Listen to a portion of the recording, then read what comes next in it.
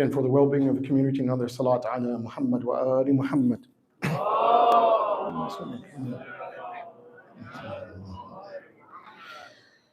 And finally, for the hastened reappearance of Imam al-Zaman, another salat ala Muhammad wa ali Muhammad.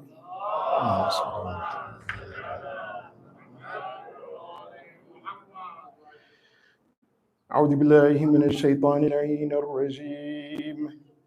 بسم الله الرحمن الرحيم به نستعين. الحمد لله الذي جعل الحمد مفتاحا لذكره وسببا للمزيد من فضله ودليلا على آلائه وعظمته، ثم الصلاة والسلام على خير خلقه سيدنا ونبينا وحبيب قلوبنا أبي القاسم المصطفى محمد.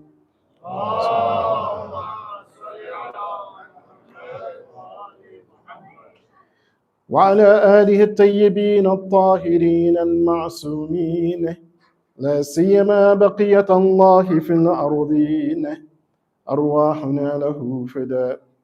أما بعد، فقد قال الله سبحانه وتعالى في كتابه الكريم: بسم الله الرحمن الرحيم. ولقد أرسلنا من قبلك رسلا وجعلنا لهم أزواجا وذرية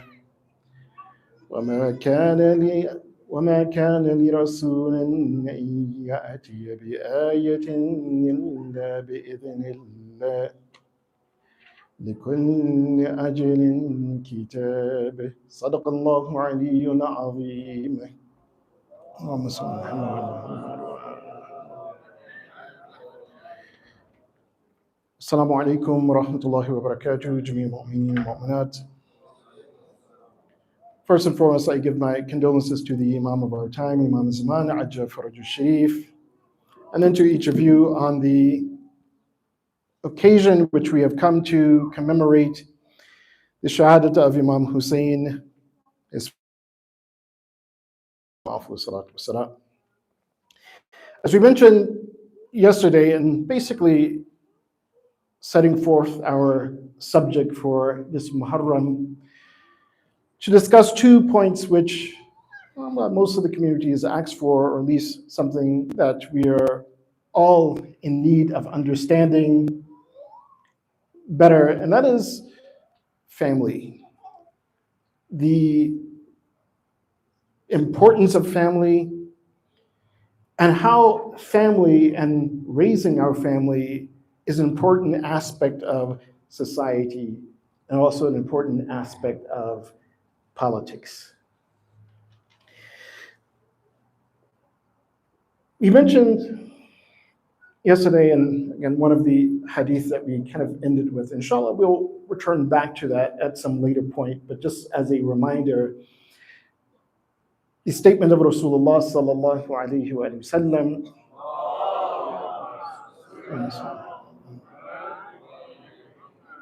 where he pointed out that at the end of time, or there will come a time when a person will be destroyed, or a person will have difficulties and face difficulties, either because of their parents, or because of their relatives, or because of their spouses and children.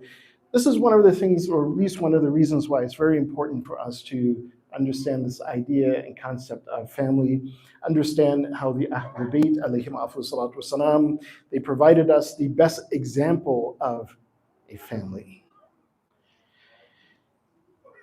As we perhaps all know, or at least we should be aware of, this idea of family is something not only we as Muslims, or at least those of us who follow the al-Bayt alayhim salatu wasalam, that we give importance to this idea or this concept.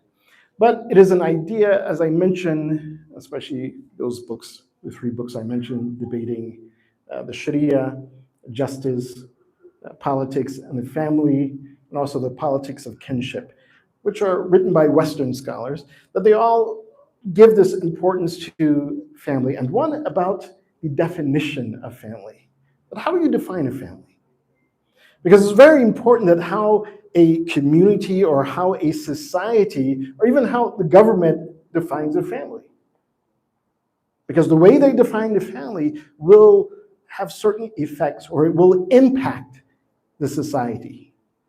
I'll give you just one very quick example. I think many of us, or at least those of us who may file taxes or deal with taxes, you'll find that at the very beginning, it actually, how are you filing? Are you filing single? Are you a single person?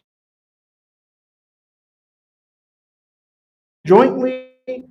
And then they have also a category there that, okay, well, you may not be married to someone, or you may not have that relationship, but you may be filing as head of household. And look at the definition of head of household. Yeah, you're not married to this family. You are the one who is guiding this family, or at least you have some sort of economic stake in that family. So that therefore you are head of household. And so when they are saying that, are you filing as married? What does it mean to be married? To marry to whom? Who's giving the definition of what a proper marriage is? Between whom? Between Falan and Falana, Falan and Falan, or Falana and Falan? What does it mean to have a family? What is that definition? There are 4 definitions which are kind of commonly used, and at least in these books I was reading, that and sometimes these are presented. The first 2 I'll just kind of go over very briefly, but the second 2 I want to focus a little bit more on, right? Because it's very important to understand those 2. So one definition that is commonly spoken about is the traditional definition of a family. And they said, what is the traditional definition? It's a nuclear family. So first and foremost, and this is one of the interesting aspects, when you look at this, as I say, the traditional definition of a nuclear family, also this concept of nuclear family, which usually involves the mother, father, and their children. That's it. That's the nuclear family. This in and of itself is a very recent type of definition of a family. I'm pretty sure that many of you who are perhaps from maybe Iran or from Pakistan, Afghanistan, you kind of understand this to some extent. Why? Because when you grow up in your families, it's not just you and your parents and your siblings. Quite often, as a part of that family, your grandparents are there. They're part of that family. Your uncles, your aunts, they're all part of that family. And sometimes they all live in one house or sometimes one compound. And so that idea and concept of family goes beyond what this Western definition is of the nuclear family. And there's a reason for that, that why this family or that construction of a family was reduced to, oh, you know what? The only family that you have is just this. Father, mother, children, or parents and children. That's the family, the nuclear family. And then this was phrased as, or it was constructed as, oh, this is the nuclear family. Whereas in other customs, other traditions, you see that, no, the family is much broader than that. One of the examples that we gave yesterday is that of Muslim ibn Aqil. And according to historical accounts, Aqil had a large family. He had lots of kids. And to some extent, they said Aqil, he wasn't able to manage all of them. So therefore, Emir al-Mu'mineen, he took on some of the children of Aqil. And one of them was Muslim. And so he raised Muslim as his own son in his own house. And so by today's term, they say, oh, no, that's not part of the nuclear family. But within the Islamic concept, no, this is a part of the family. Yes, there are certain laws which we'll get to, and we'll get to that once we speak about one of the other definitions of the family. But nonetheless, I just want to show that this idea of the traditional definition that is actually presented to us, or that we are educated about, we have to be aware of that. What type of education are we getting with regards to what exactly constitutes a family? Because it's very important. It has political implications. It has social implications. The next definition that is usually presented, they say, well, there's a modern definition. And I'll add these two things together, a modern and a postmodern definition of the family. And in very simple terms, what is that modern and postmodern definition of family? So if we just give two words for that, personal fulfillment. Personal fulfillment. Why do we define it as that way? If, of course, we can go through the whole gamut of how they're defining it, but if we boil it down to one thing, what is the modern and postmodern? It's personal fulfillment. And that's what marriage, or at least the families look like. And this is why the shape of families begin to morph. This is why the shape of families begin to morph. The concept of, again, one aspect of family is what? Inheritance. Inheritance. And I'll give you a very interesting example because this actually happened. So some years ago, one very, very wealthy lady, she passed away. She had children from a previous marriage, but at one point she stopped getting married and she was like, okay, no, I'm not gonna have any children. And she had an estranged relationship with her children. She had a butler, she had a dog, and then what happened? So she considered, oh, this dog is my family. So she left all of her wealth to the dog. And in the will, she left it, oh, well, since the dog isn't inheriting all this money, there's somebody that needs to take care of this dog. And who is that? That's going to be the butler. That was their family. And the laws of inheritance, at least in the country, allow this. Okay, well, if you want to leave all your inheritance to so be it. Your personal fulfillment in creating your family is in that. That's one of them. So that modern, and of course, goes without saying all the other instances of family, and just to show you that is political, certain definitions of family at one point were outlawed, considered to be criminal. That, oh, this is impossible that two individuals, such individuals, that they can create a family. It's just not part of the family. But now it is not criminalized, or at least in some states it's not criminalized. I don't need to go through the details with you guys. And this is because there's certain, I guess, personal fulfillment in it. There was advocacy for certain things which were once outlawed as a family, and now it is legal as a family. So there are implications, as I say. The next two definitions, I want to just focus a little bit on them because this is something that sometimes we may have a little bit more familiarity with, and that is the civil and the moral definition of family.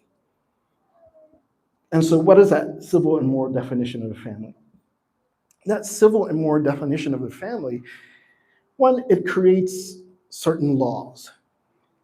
So if you look at what a family is based on the civil law, as I said, that at one point there are certain types of families which the government or governments, they outlaw, and then sometimes they allow for certain things. But it creates a certain set of laws that people have to abide by. And here comes as I said, why it's not separated from politics, there comes a set of influences. That if certain civil laws are allowed, then we say that, okay, well, we have to abide by this or abide by that. At least within the Quran, as for us, is very clear. So if we go to Surah An-Nisa, verse 23, Allah subhanahu wa ta'ala, He points out some of these, you could say, laws, they're religious laws, but if they're applied to a government, religious government, it's part of that civil law. Where He says, حُرِّمَتْ عَلَيْكُمْ أُمَّهَاتُكُمْ وَبَنَاتُكُمْ وَأَخَوَاتُكُمْ وَعَمَّاتُكُمْ وَخَالَاتُكُمْ وَبَنَاتُ الْأَخِ وَبَنَاتُ الْأُخْتِ وَأُمَّهَاتُكُمْ اللَّاتِي أَرْضَعْنَكُمْ. So Allah subhanahu wa ta'ala, He points out certain relationships that once these relationships come about, and these relationships are based on three different types of relationships. One is a relationship, as they call in Arabic, a relationship by nasab, meaning that there's a blood relationship between individuals. A cause, meaning that by relation, by marriage. And the other one is relation by wet nursing.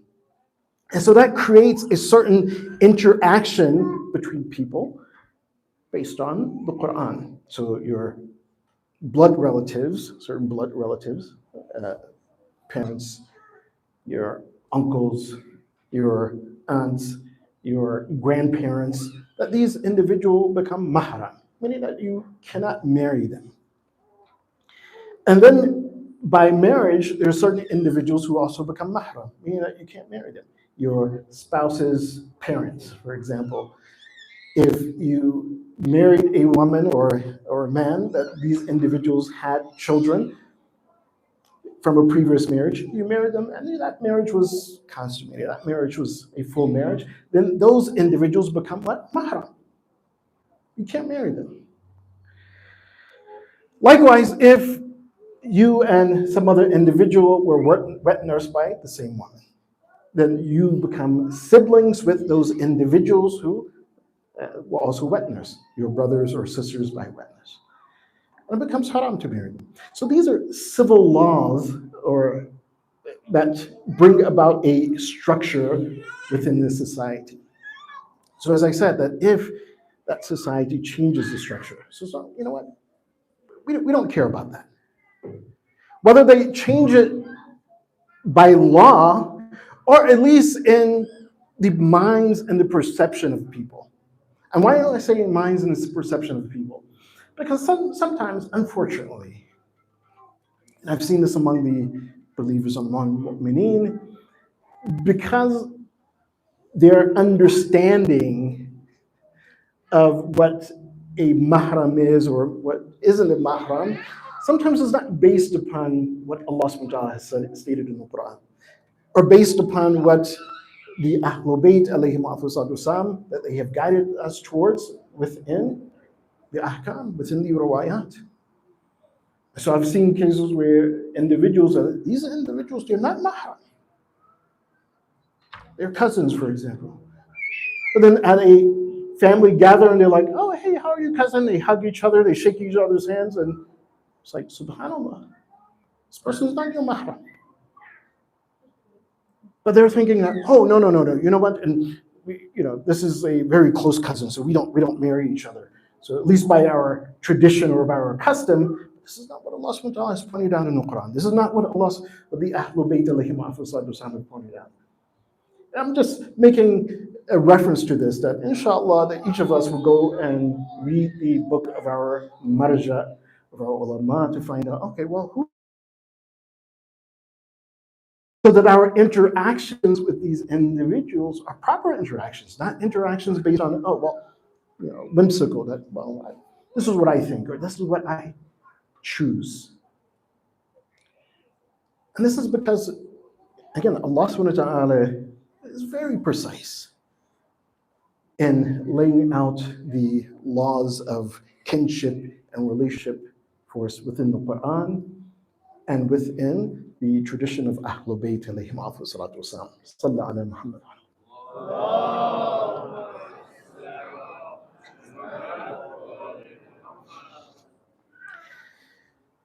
The fourth definition. So we have the so-called traditional definition. The second one was the modern definition, modern postmodern definition, and the civic and moral definition. Fourth, we have what is called a functional definition. And this is a very interesting idea, interesting concept that is put forth in the discussion, at least even within Western society. So what is the functional definition? This functional definition, what will fall in that will be something like the head of household, because that functional definition of family is one that sometimes goes beyond the biological ties, as I say. Sometimes that functional definition is one of just simply a supportive relationship. So for example, when Amir al-Mu'mineen, Ali ibn Abi Talib alayhi salatu, he took Muslim ibn Aqil as his son, raised him as a son, say, okay, this is kind of a functional definition. Or as Rasulullah sallallahu alayhi wa sallam,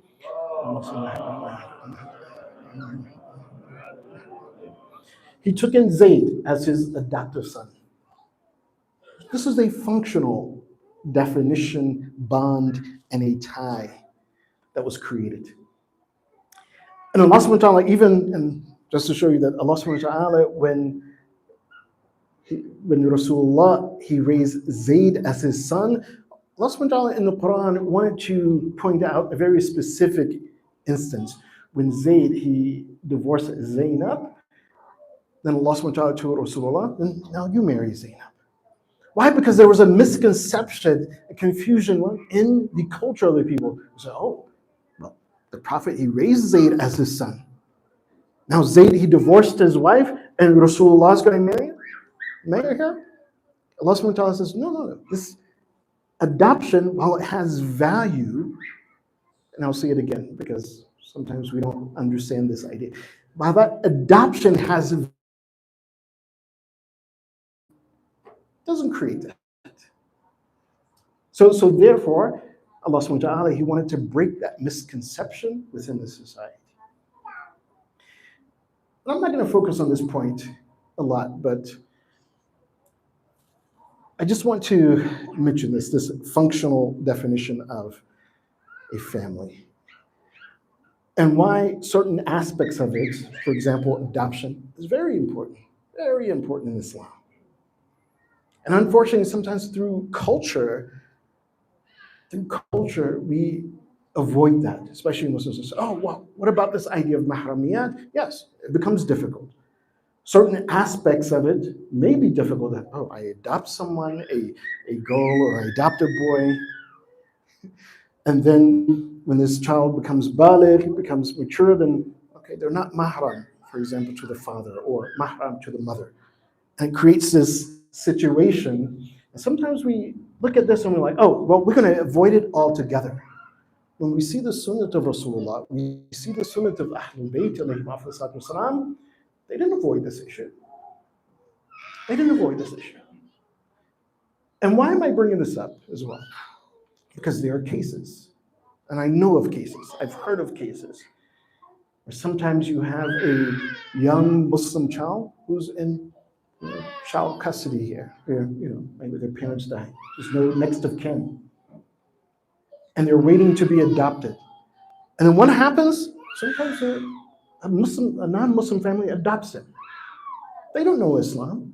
They just say, oh, hey, we want this child, and we raise a kid, and that kid grows up without any understanding of their deen and Islam. Meanwhile, the Muslim community is sitting back, oh, you know what? I just avoided this very difficult thing, that I'm not adopting a Muslim child who may not have a Muslim family to raise him. The barakah and blessing in raising such a child, even with its difficulties, subhanAllah, is beyond what we can understand. Even yesterday with the Zahra Trust, again, this is one of the aspects. Of course, our brother, he didn't mention it, but sometimes this becomes one of the issues as well. And we'll speak about that later. Again, these widows, some of them have children. What happens to these children? What happens to these orphans? Who becomes the role model for that orphan to help those widows raise those children? Or do we just, oh, well, leave that woman by herself and she has her kids, whatever, none of my business. Or, oh, it's too difficult to get involved with. This is not the way of Ahlul Bayt alayhim afsal. And this is not what Allah subhanahu wa ta'ala has guided us to in the Quran. Back to that definition, the functional definition, which sometimes goes beyond the biological ties.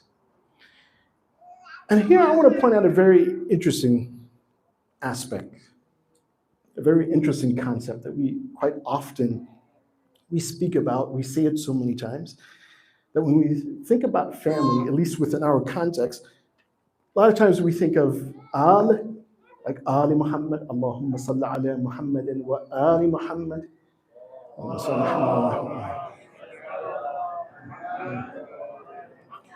the concept of the Ahlul Bayt.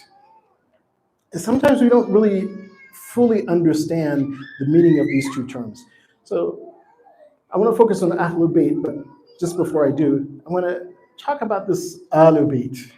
And why do we say Allahumma salli ala Muhammadin wa ali Muhammad instead of Allahumma salli ala Muhammadin wa ahli Bayt Muhammad? One person came to Imam Sadiq alayhi salam, and this is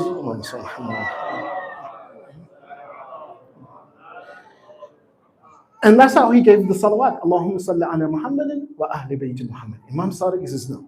He says don't give the salawat this way.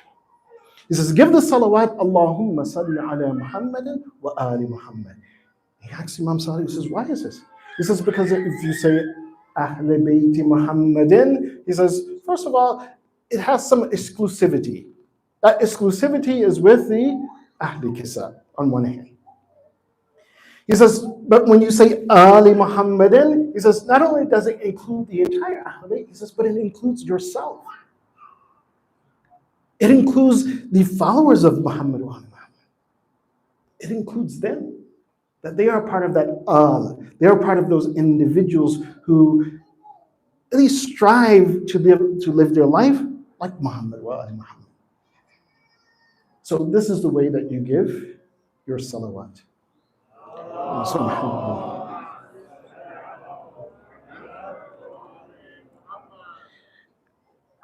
When it comes to this term Ahlul Bayt, that we use Ahlul Bayt. Ahlul Bayt, again, two words combined. One is Ahl. And Ahl literally means worthy and deserving. For example, of course, you've all made the Salatul Eid. In the dua of Salatul Eid, what do we say? The very first line of it, Allahumma ahl kibriya wal azama. We are making dua to Allah. We're saying that Allah is what? Ahl kibriya wal azama. Meaning that Allah subhanahu wa ta'ala, He is worthy and He deserves what? Kibriya. Deserves to be exalted. Deserves of extent. He deserves our intention and understanding that what? Allahu Akbar. That there's nothing greater than Allah subhanahu wa ta'ala. Allahumma ahla al-kibriya wal azama. So ahla means worthy, deserving. And bayt, house or household. So when we say ahlul bayt, means that a group of individuals who are worthy of being a part of a household, a group of individuals. And this is, and one reason why I want to just pay attention to this very clearly, because as I mentioned yesterday, one individual, he was saying that, you know what, this fight between the Umayyads and Bani Hashim, wasn't any of my business. Why? I'm not Bani Hashim, I'm not Bani Umayyad. This is the response to that. And this is where sometimes when individuals, and a lot of individuals are now kind of taking that position, oh, you know what, it's just these two families. It's a wrong position. Why? Because Allah subhanahu wa ta'ala, He mentions this idea, and He mentions this concept of Ahlul Bayt, or individuals who are worthy and who's deserving of being a part of a particular household or a group of individuals. And He mentions it in several places. In one place, Surah Hud, so chapter 11 of the Quran, verse 73, when Allah subhanahu wa ta'ala, He talks to Ibrahim and his wife Sarah, He says, "Ata'jabeen min amrillah." Are you surprised about the command or the affairs of Allah subhanahu wa ta'ala? And this is when Allah subhanahu wa ta'ala, He spoke to Ibrahim and told him, says, "Look, your wife, she will have a child, Yaqub." And so Ibrahim was like what? SubhanAllah, I'm elderly. And my wife, she's past menopause. She's past menopause. How is this going to happen? So Allah subhanahu wa ta'ala says, "Ata'jabeen min amrillah." Are you surprised at what Allah subhanahu wa ta'ala wants you to do and what He commands? And then what does He say? He says, "Rahmatullahi wa barakatuhu alaykum ahlal bayt. Innahu hamidun majid." Says, this is a blessing and a rahmah to this household. Meaning that this household is worthy of receiving this rahmah, this blessing, this barakah from Allah subhanahu wa ta'ala. And so therefore, He will give. Even if it seems, well, physically impossible, you think that this household is worthy of such a blessing from Allah subhanahu wa ta'ala. Next place is, of course, Surah Al-Ahzab, which we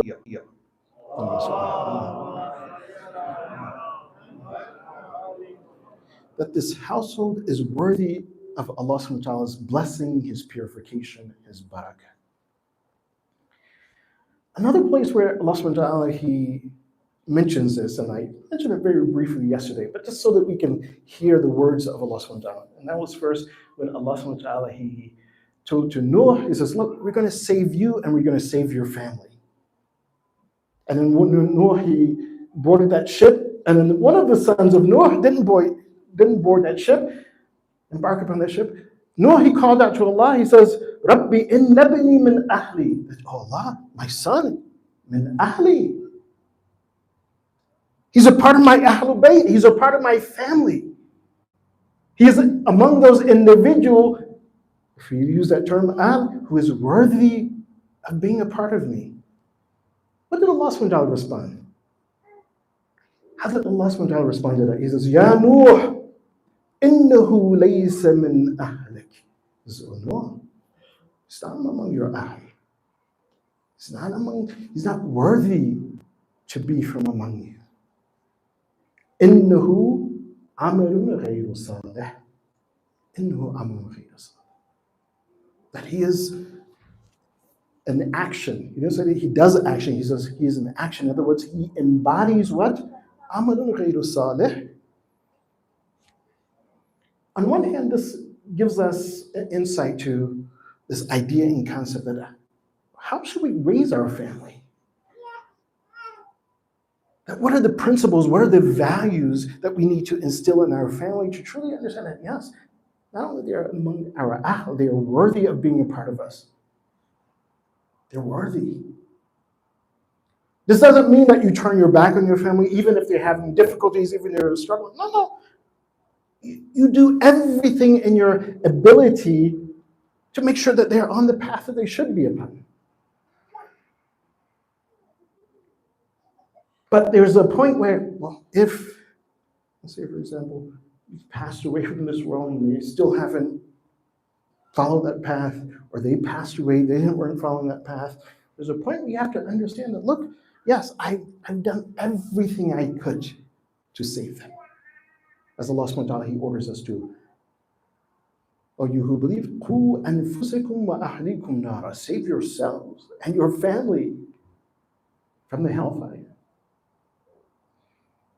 But sometimes it doesn't happen. Didn't happen with the son of Noah. Didn't happen with the son of, or the children of some of the Anbiya, some of the children of.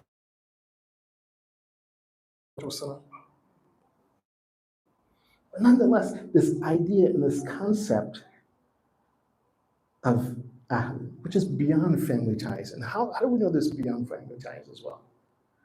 On one hand, what did Rasulullah sallallahu alaihi wasallam? What did he say about Salman? Salman minna Ahlul Bayt. Subhanallah. Salman is from among us Ahlul Bayt, meaning that he's worthy to be a part of the Ahlul Bayt, meaning that his actions, the way he lived his life, the way he followed Allah subhanahu wa ta'ala, the way he followed the Ahlul Bayt, made him worthy of being a part of the household of Rasulullah sallallahu alaihi wasallam. Abu Hamza Thamali, one of those individuals as well, that the Ahlul Bayt says, yes, minna Ahlul Bayt.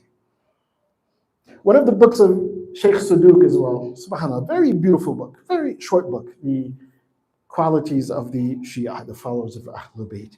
And if you read that book, I think it's translated into multiple languages, even in English, there's a series of hadith where it states that individuals who do this, who act like this, who have these qualities, minna Ahlul Bayt, that they're from among us, from among the Ahlul Bayt. Meaning that qualities that we ourselves were able to achieve, we're able to acquire, to be what? An Ahlul Bayt.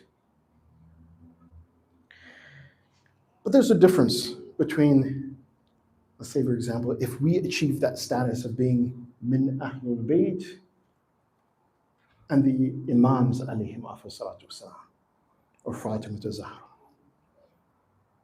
what is that difference? And this is why I wanted to, really, for us really to understand, what does it mean, Ahlul Bayt? And this is a concept that is in our riwayat, is in the riwayat of the Ahlul Sunnah. Every Muslim has this. When the Prophet, when he says, I leave behind two weighty things, what does he do? He qualifies that Ahlul Bayt. He qualifies that Ahlul Bayt. He says, Ittirati Ahlul Bayt. He doesn't say just Ahlul Bayt. He says, Ittirati Ahlul Bayt, which shows a different type of relationship than anyone who, yeah, maybe I reached that point that I'm, inshallah, blessed to be among Ahlul Bayt. But we won't be that Ittirati Ahlul Bayt. And why is that? Pay attention. Ittiratu, so it's Itra, Ain Tara, and it has a tamabutu on the end. Itra means what? Means offspring. Itra, if you remove the tamabutu, it means what? It means. And this is one of the, again, the preciseness of the Prophet. That when they speak, nothing, not even one word is with haphazardly. Every word it has its intention. So why is Itra and Itr? They're kind of similar. One means offspring, the other means the origin to which things spring of Rasulullah. But they return you back to Rasulullah in every aspect. And this is why Rasulullah sallallahu alaihi wasallam, on one hand, with regards to Fatima sallallahu alayha, he says that what? Bid'atun minni. She's a part of me. She is from me. But then he says, Fatima abiha. Also means origin. So not only is Fatima from Rasulullah, she returns you back to Rasulullah. She connects you to Rasulullah. What does the Prophet say about Imam Hussein? Imam Hassan, Imam Hussein? Al-Husseinu minni wa ana min Hussein, which captures that idea and concept of itru, which means origin, and itra, which means offspring. That if you refer to the Ahlul Bayt or any one of these ma'sumin, they connect you in every aspect of your life to Rasulullah sallallahu alaihi wasallam.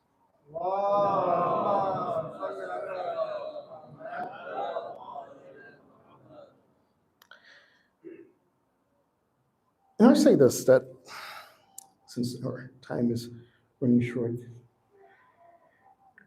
this is part of the importance of making sure that not only ourselves, our family is connected to the Ahlul Bayt. This is part of the importance of Muharram, part of the importance of making Azza of Imam Hussein alayhi salatu wasalam. Part of the importance of developing that love of the Ahlul Bayt, not only within ourselves, but in our children, so that we truly understand what is a family? What is the importance of a family? And what should our family look like? What are the values that our family should have? So a few recommendations. One, and this is from Ayatollah Fatimiyya. He says, look, when you come to the majalis of Imam Hussein, he says, come in a state of wudu, come in a state of tahara. He says, one, barakah and blessing of this atmosphere. And it will help you connect again to the Ahlul Bayt. Another aspect is to understand, again, this barakah and blessing that truly we cannot count or even fathom the blessings and barakah of sitting here, of remembering the Ahlul Bayt. And if we here, consider yourself very fortunate, very fortunate. That even the al-Bayt alayhim salatu is granting us this opportunity to connect to them, that inshallah, that perhaps we will become, as the Prophet said, as the Arabic said, minna ahlul bayt. This is one of the paths. And so that second recommendation, by the barakah and blessing of these majalis, by the barakah and blessing of remembering Imam Hussein alayhi salatu, that great sacrifice, that sacrifice of whom? Of himself, his family, his Ahlul Bayt, his companions that without doubt, again, reached to that maqam of being minna Ahlul Bayt, because there are no companions like the companions of Imam Hussein, as we know. And whatever difficulties, I'll say this, whatever difficulties we're having in our families, it's part of life. We have difficulties in our families. That in these nights of Muharram, then when we look at the sacrifice of Imam Hussein and his family, make tawassul with Imam Hussein. Ya Aba Abdullah, that whatever difficulties we're having in our family, that by the right of Imam Hussein, that Ya Allah, help us to resolve these issues. Help us to correct these issues that we have between husband and wife, issues that we have between parents and children, issues we have between cousins and other family members. Ya Allah, that help us to truly understand the value of family. Help us to resolve this issue. Our time is short, but I just want to give one story, a very touching story. This is with regards to Ayatollah Sayyid Mahdi Qimam, one of the Urafa.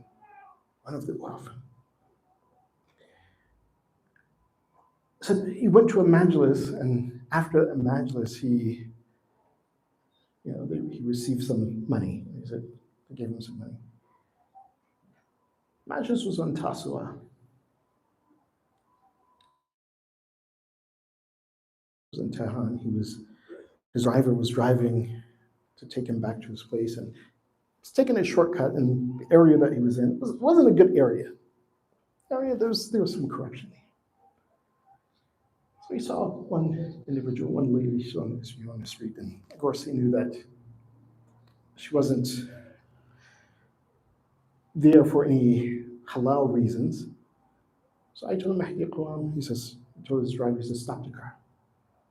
He says, tell her to come. And so this driver stopped. She came. She was like, Sayyid, Rouhani, what business does he have with me? So he took the money, he gave it to her. He never looked inside to see how much it was. Or this. He says, listen, this is Tasu'ah.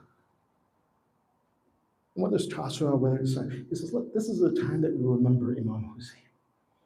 He says, so take this and at least connect to Imam Hussein in this night. Don't do anything which is unworthy of the Ahlul Bayt. So he gave that and he left. 1 year later, Sayyid Mahdi al-Qalam, he was in Karbala. And so he was there, he's making his ziyarah, he comes out of the haram of Imam Hussein alayhi wasalam, and this man runs up to him. He says, Ya Sayyid. He says, my wife has something to mention to you. She's calling, she has some issue. She wants to speak to you. So I told Mahdi al-Qalam, he goes to her, and she is in full niqab. You can't see her face. And so she lifts her niqab just a little bit so she can speak without any muffle that he hears her voice. And he says, Nasib, he said, do you remember me? He said, no. She said, I'm that person that you gave that money to a year ago.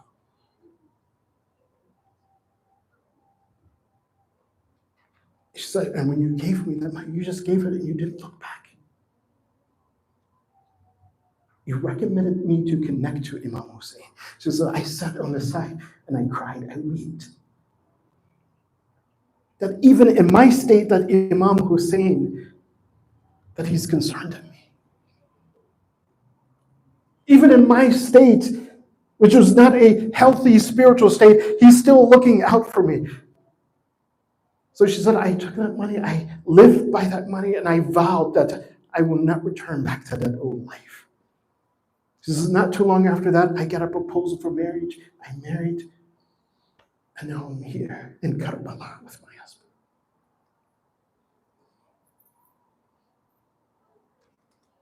She now has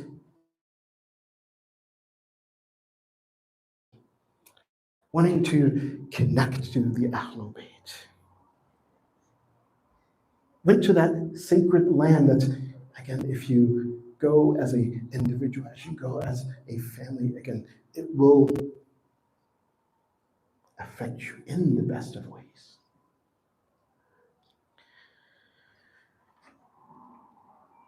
The 3rd of Muharram, as they say, it was a time when Imam Hussein and his companions, they, after encountering the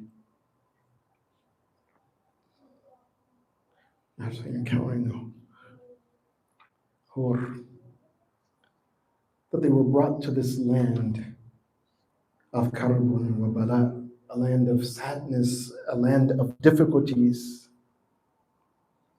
They said that when the horse of Imam Hussein, when it reached to this place, it stopped. And then he began to ask that, what is this place? What is the name of this place?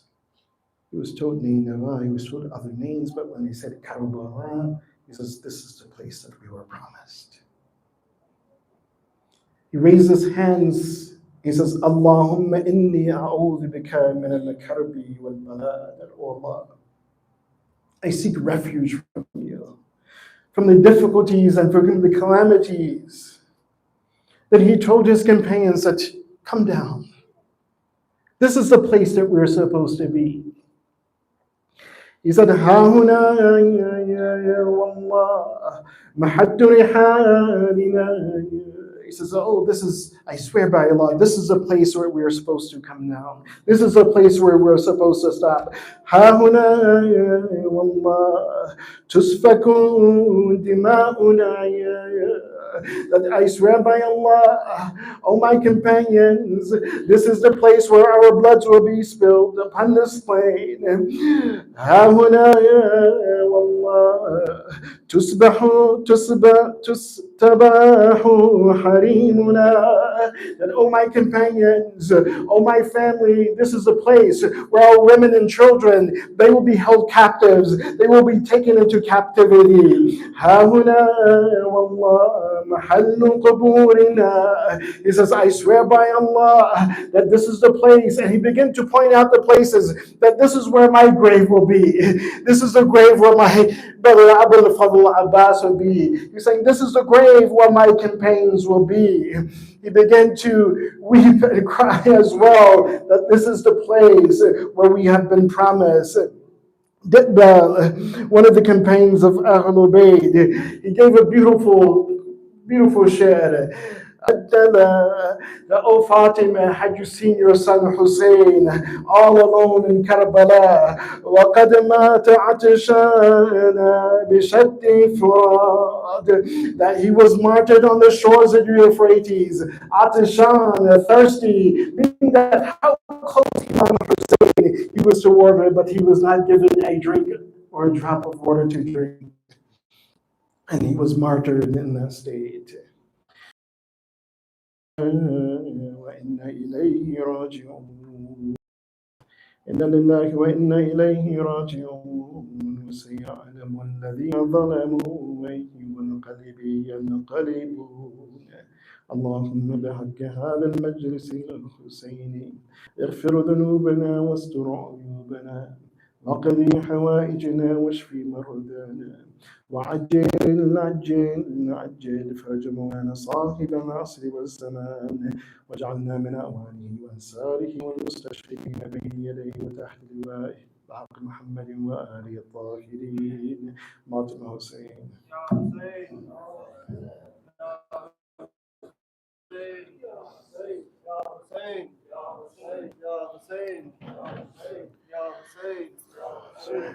Hussein, Ya Hussein, Ya Hussein, Ya Hussein, Ya Hussein, Ya Hussein, Ya Hussein, Ya Hussein, Ya Hussein, Ya Hussein, زين زين زين أنا بالدين زين زين أنا بالدين زين زين زين أنا بالدين زين زين زين أنا بالدين alone in mine tent I stand. Where's my father Hussein I demand? With my loudest voice I scream, I am his son Zain al-Abidin. Stood, all by myself. Stood, with no one else. Zing, zing, zing, al-Abidin. Zing, zing, zing, al-Abidin. Total absence of all sound, not even a whisper to be found. Like the coming for a storm, silence before a tragedy's born. Still, you're all around. Still, there is no sound. Zing, zing, zing, love with you. Zing, zing, zing, love with you. Shaking hands open the flaps, but the sight I see makes me collapse. Body on sat on his chest. Why, in front of me? Why, can this now be? Zing, zing, zing, love with you. Zing, zing, zing, love with you. Hussein, I must hear the sound as my big body fell to the ground. And as my sight was failing, all I could hear were his rib breaking. Snap, snap, snap, it filled my ears. Snap, snap, snap, my deepest fear. Zing, zing, zing, love it, zing, zing, zing, zing, love it. Surely that was all a dream. I think as I hear a young girl scream, is that Rukaya I hear? As blood is pouring down from here.